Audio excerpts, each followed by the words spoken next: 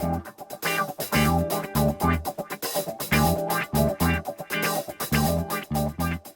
of the things I'm going to talk to you about today, as I talk about a few concepts, because I'm going to jump into 3 objectives, but I'm going to deal with them from a framework that really stems from my Culturally Responsive book.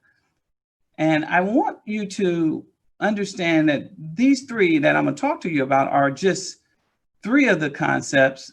Obviously, we don't have enough time to go through all of these pieces, but I want to really get to the recommendations at the end and then allow for some discussion.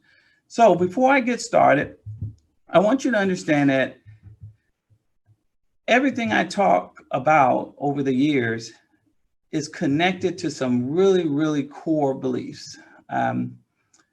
And one of those core beliefs is that a mind convinced against its will remained unconvinced. And so until we help educators and our systems understand how we got to this place, what we need to do to move from this place, it is going to be hard to actually move. A mind convinced against its will remains unconvinced. And it doesn't matter if you go through the process and do everything right. If people don't see it and don't agree and don't believe in it, a mind unconvinced against its will remain unconvinced. And so your quality control will be impacted.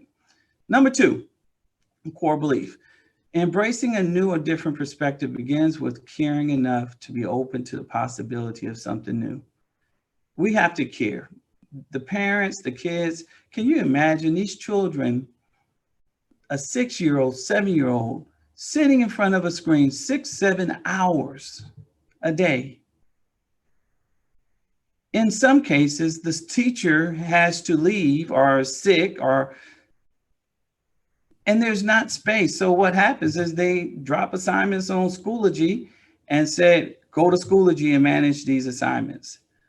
So children are and parents are put in a space of, education is important, but safety is important. How do I navigate these 2 terrains without creating a detriment to my child? All right, so we've got to really look at how we are doing this homeschooling piece. And I'm going to talk, I can't wait to get into some of my discussions with principals and superintendents. We've got to create new realities. This pandemic created for us something we have never seen before. It created an opportunity also for us to revisit some things that we might not have taken on before. And it also created an enormous amount of challenges. The last core belief is that no change will take place. Transforming organizations, schools, society will require commitment, courage, and leadership.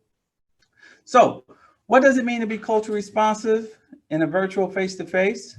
These are the objectives. Social justice issues plaguing our societies. I'm going to talk a little bit about that, as well as maintaining a healthy balance. So let's just jump right into cultural responsiveness in a virtual face